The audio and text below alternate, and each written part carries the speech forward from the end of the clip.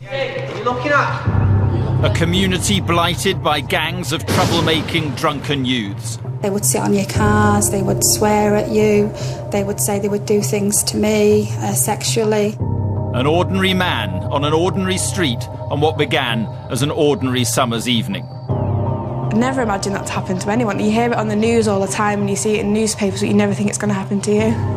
A father beaten to death in front of his 3 young daughters. The murder of Garry Newlove outside his home in August 2007 was one of those crimes that shock people to the core, that provoke soul-searching and questions about what sort of nation we'd become. Tonight, his wife and daughters speak in detail for the first time about what happened that fateful night.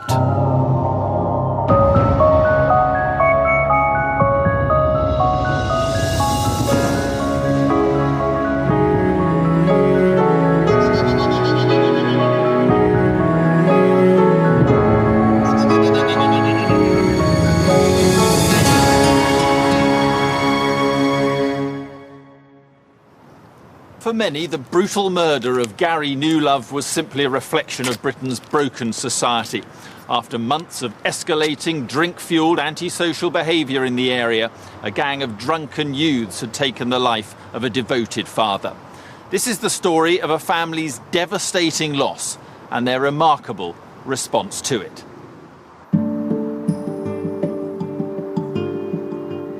Warrington lies in the northwest of England, between the cities of Manchester and Liverpool.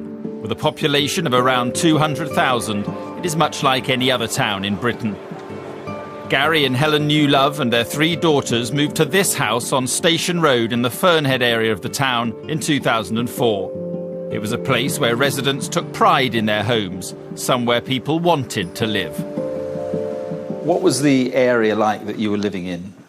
It was the old-fashioned area. You know, it was just a normal residential area that you knew your neighbours. So it was really nice family feel about it. I knew Fernhead fairly well. It's a nice area. It's the kind of area you might want to live. It's the kind of area you'd want to bring up children. Garry and Helen had a fairly nice house on what looked like a nice street, but it turned out that that area had had its problems before. Well, really, the problems in Warrington weren't terribly different from lots of other places in Cheshire and indeed other parts of the country in terms of the problem of youngsters, young males, drinking too much and then indulging in antisocial behaviour and damage after they've been drinking. There was an underpass barely 10 metres from the Newloves' front door, which had become a place where teenagers would gather to drink and mess about. 3 friends, Adam Swellings, Stephen Sawton and Jordan Cunliffe, would often be among them. I think the vast majority was groups of youngsters gathering together, drinking alcohol, becoming drunk, and then on the way back they headed down Station Road, and that's when some of the problems arose for not just the Newlove family but other residents within that area. They would sit on your cars, they would swear at you, they would say they would do things to me sexually, and, you know, to have to keep Garry from going out there because there was always that fear factor that, you know, you'd end up being in trouble, to be perfectly honest. It'd end up that you were in problems. You couldn't really go down the street without seeing, like, a gang of kids.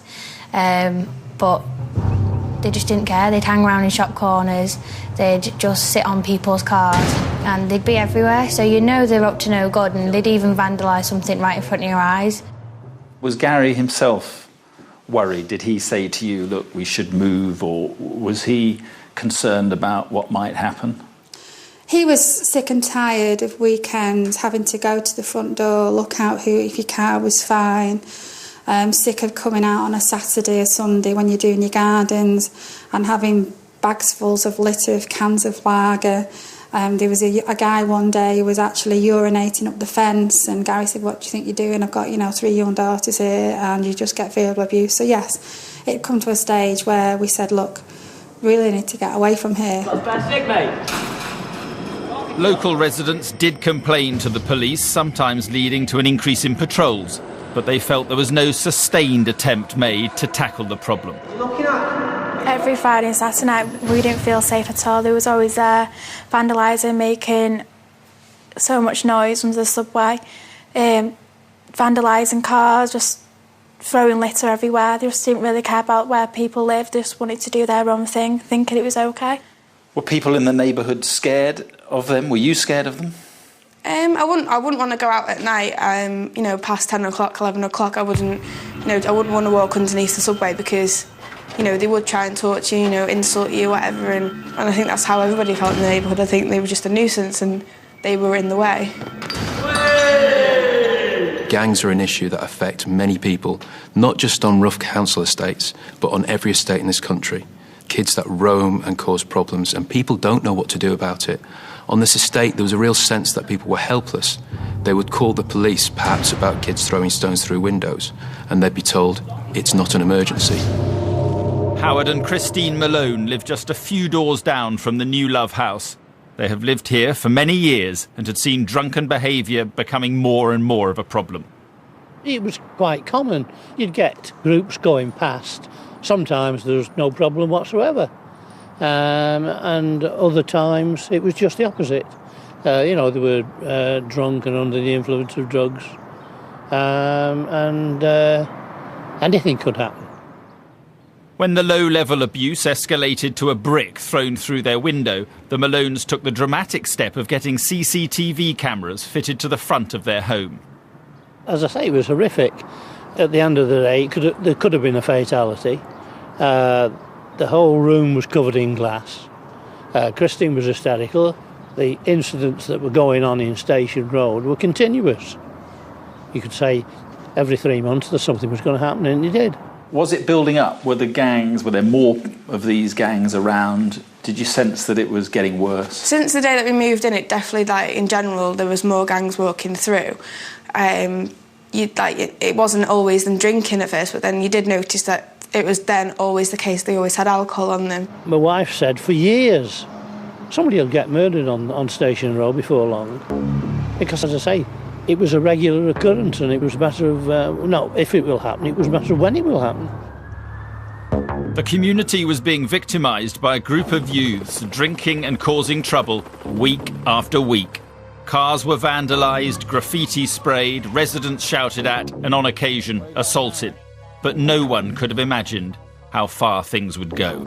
I honestly didn't think it would happen in our area. I mean, I am very aware now that this kind of thing happens in every area, no matter if it's a bad or good area. You hear about it, knife crime all the time and things like that, and you just don't expect it to happen, do you?